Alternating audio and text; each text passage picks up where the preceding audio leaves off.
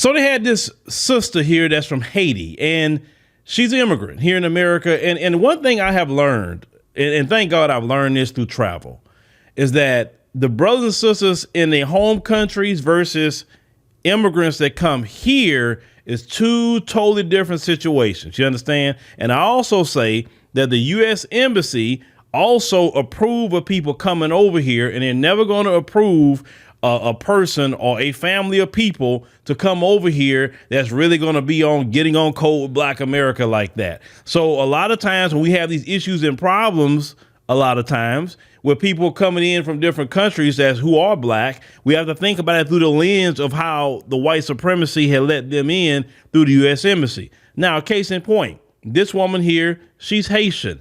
She's going to touch on two things that I want to talk about here. So on this first clip, I want to play for you here. She's going to touch on them leaving, their home countries and how they feel when, people tell them, well, basically, hey, if you don't like what's going on, then we'll go back to your homeland, right? But let's go ahead and roll that first clip. Immigrants do is flee away from danger. I love the idea of go back to your country because there's this mentality that there's a claim to something. Your entire country is based off of people that fleed. Like, that is what people do. They flee. If it ain't working out there and the oppression is way too bad, they flee for better opportunities. Some people want to sit there and fight all day, but other people actually want to raise their children and they don't want to spend their life fighting. Do you get that? Do you understand that? No, you don't? Okay, no problem. Ma'am, we don't relate to it. You're 100% right. We don't relate to leaving our countries and saying we will go somewhere for a better opportunity. We can't relate to it. And let's call it what it is. The majority of Haitians haven't left Haiti either. Let's call it what it is. It's only a small group of people who are allowed by the U.S. government to come here. The majority of Haitians are still in Haiti right now, dealing with the problems in Haiti, fighting. Your family was the ones that was approved by the U.S. government to come over here. They knew you wasn't going to fight anything. They knew you wasn't going to stand up. They knew your family wasn't going to get on code with Black America. They knew you was going to just put your head down and say, yes, a boss. They knew that. That's why they let you in. That's why, to be honest with you. So you're right. We can't relate. For instance, not everybody runs from their country. South Africans, they dealt with apartheid. They didn't run from South Africa. They fought that. Look at Zimbabwe. It used to be Rhodesia, but now Zimbabwe. Robert Mugabe and those brothers and sisters that fought the white supremacist Ian Smith. They didn't run from their country. They fought and they got their country back. Now, the reason why their country is suffering today is because they got their freedom just as much as your country in Haiti is suffering because they got their freedom from the white supremacists in 1804. So you, ma'am, your history, probably the type of people that they took out first before they went after the French. Because you remember, they got rid of the bootlicking raccoons first before they went after the French. It let me know, based off of what you're saying, right, and your attitude, that some of your family members got caught up when the brothers and sisters took care of the bootlicking raccoon shines first, right? Because, we still got that raccoon bootlicking shine class. And if she doesn't represent all Haitians, I'm not going to even go there. She represents herself and her lineage, who were cowards. There's nothing wrong with going to different countries, making business, doing different things, having different homes or whatever, right? There's nothing wrong with that. People do that all over the world every day. But not every person run away from their homeland and trying to stake a claim somewhere else. So you're right. Black America cannot relate to that. Cannot. And we will not relate to that. Because where could Black America really go, like, right now? Listen, much as I love the African continent and all of that, I can't just show up in the African continent and say, hey, I'm living here today. I got to go through a process no different than the other American got to go through a process. So Black America do have a stake here to talk about. Our ancestors built America. That is the truth. I mean, nobody can take that away from Black folk. I was just in Washington, D.C. last weekend. Capitol built by our ancestors. Washington, D.C. designed and built by our ancestors. The White House built by our ancestors. You know what I'm saying?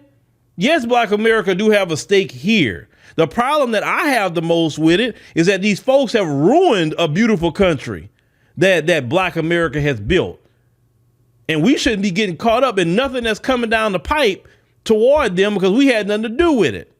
But let's go ahead and run the second part. So now let's move forward. So as an immigrant, I'm here in this country. What do I want to do? Put my best foot forward. What do my parents want to do? Put their best foot forward and give us the best opportunity they possibly can. Thank you, Lord, for my parents because they did exactly that. But it's my turn as their child to hold the baton. And one thing I always say, my parents did not risk their lives to get to America for me to get involved in some political warfare. My parents did not risk their lives for me to get to America, for me to sit here fighting people all day. That makes absolutely no sense. And I think because you guys have never taken that level of a risk, you don't understand that level of responsibility and accountability. That's really the problem here. Because if you really risk your lives to have something, if you really risk your life to get something, you're not willing and ready to throw it away.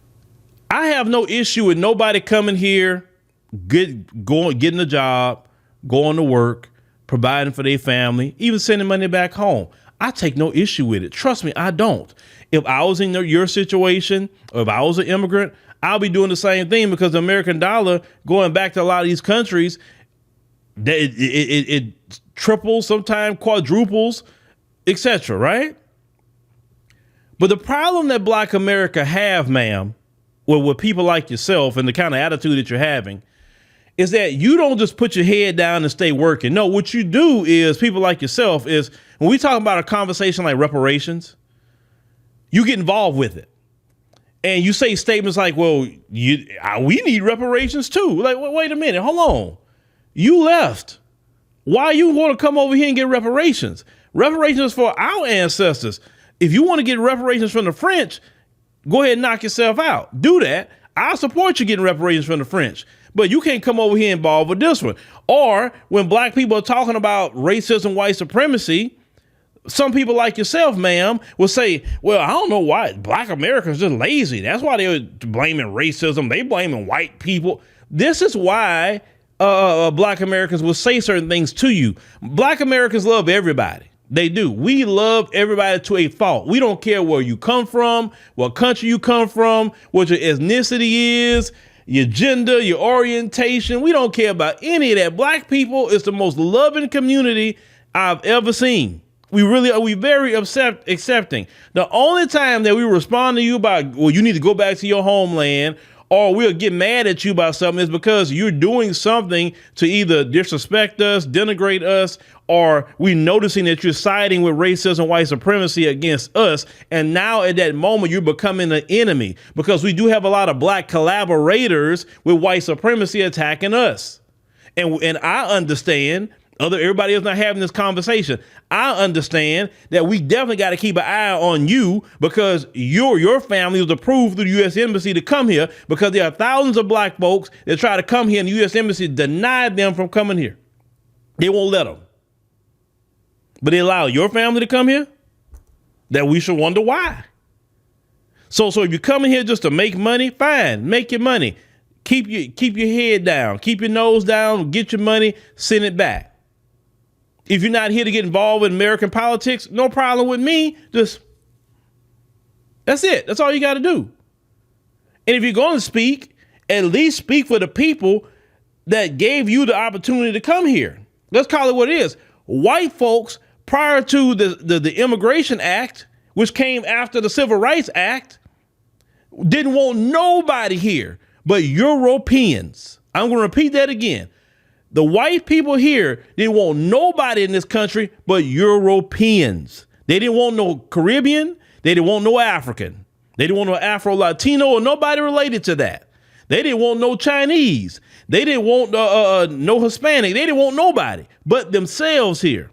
And when our ancestors fought, they didn't say, I'm going to go for a better opportunity. They fought for a better opportunity in the land that they built. We talking about American history here. I'm not just on no pseudo anything. We talking about American history. Fought in the land that our ancestors built and created a better opportunity here in America. Is it perfect? No, it's not perfect. We definitely got a long way to go for Black folks to be treated right. But it's not like it was prior to that immigration bill. And the problem is that Black folks get insulted by it, because our ancestors fought, died, lost their lives, and then you come over here on the back end benefiting, and then you want to point your finger at Black America? I would never go to no country that gave me an opportunity to come, gave me a place where I can have a better situation. I'm not going to look back at them people and talk down on them. Whatever they got going on, I'm going to be in agreement with it. Now, of course, it's not all black immigrants. It's not all. But the ones who's doing that, they are a problem and they have to be called out. Listen, I have no problem calling out boot-licking raccoon shines no matter where you come from, whether you're here in America or abroad. I don't care. But one thing that I'm going to say here is that one thing you're not going to do, you're not going to come here and join white supremacy and think we're going to be silent about that. No, because that's the nuances that a lot of you are doing. You coming in here dipping your fingers in black American business instead of you saying, you know what, because white supremacy kind of look at us as the same, let me go ahead on and join black America. I don't want to lead anything. I'm just saying, hey, I just want to be supportive. That's it. That's all we're asking you to do. We're not asking you to lead a protest. We're not asking you to do a march. We're not asking you to do anything. Only thing black America is asking you to do is just be supportive. That's it. Be supportive of the community that created the opportunity for the U.S. Embassy to allow you in. Because at one point in time, they wouldn't have allowed you in. You know what I'm saying? That's it. That's all. Because that's not the average black American response to say, go back to your country. That is not the average response. See, y'all need to be telling the whole story about why that's being said to you. And it's not a xenophobic response. It's usually based on disrespect from what I gather.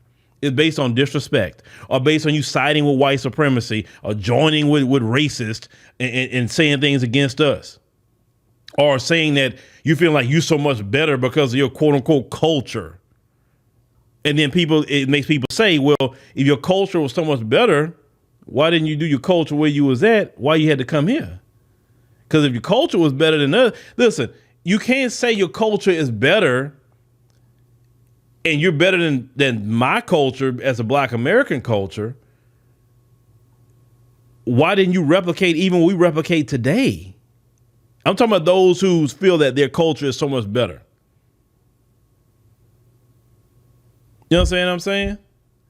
So for me, like I said, I love these conversations because these conversations have to be had, brothers and sisters. They have to be had. And once again, it is not all black immigrants that feel that way. It is not. But you do have some come in here who's very uppity and thinking they better than a black American. I had a Haitian brother one time in Florida tell me that them folks told him, oh, I like y'all so much better than black Americans. And the dude said, well, how you gonna like us better? We both black. See, that was a brother that was on code. And we do have some brothers and sisters that's on code from wherever they from, right? But the ones that come here thinking they better, you better believe if you better, go over there where you from and replicate what you did here. Replicate it. That's all. You didn't have the opportunity to be here. Just go back over there and replicate it. But a lot of you not trying to go back. Matter of fact, you know why a lot of black folks don't even want to go to the African continent and sometimes the Caribbean? It's not because black Americans have an issue with Africa like that. A lot of times black Americans go ask you. A lot of y'all have told black Americans don't go over there. Somebody say, oh, you from Nigeria? Okay, how's Nigeria? Man, you don't want to be in Nigeria. What's wrong with Nigeria? Man, it's horrible over there. It's this. You know what I'm saying? Like how many times, the brothers and sisters in the chat can tell you, how many times have black Americans have been told by immigrants, you don't want to be in their homeland because it's so horrible. That's why you came over here. So really, a lot of y'all are pushing anti-Africa, anti-Caribbean sentiment to black America. I mean, I've heard it. Luckily for me, I travel and I can debunk what you're saying. I can debunk a whole lot, but seriously. So yeah, this woman here, she, ladies and gentlemen, this is a good conversation. It's good because we need to have that, because if we don't get rid of the confusion that's going on and literally identify who's for us, who against us, this is how white supremacy could try to pit, us against each other. But we got to have these conversations. I've seen more clips of this woman, and I'll probably, dive more into it. I know y'all see things a little different. We changed the name from Phillip Scott Audio Experience to the Phillip Scott Podcast. We just want to just kind of move in a certain direction. Of course, me being in camera, on here now, that'd be a little change. But outside of that, with this situation, the part of the podcast is having these conversations that really keeps things going and keep us, divided. My conversation is about bringing us together and getting rid of those problems, that's out there that could cause a divide. I'm not trying to pit black people against each other. That's never what I'm trying to do. I'm trying to say, let's deal with the difficult conversations and let's get together. But y'all let me know in the comments, what y'all think about what Sis had to say here, and we'll see you on the next one.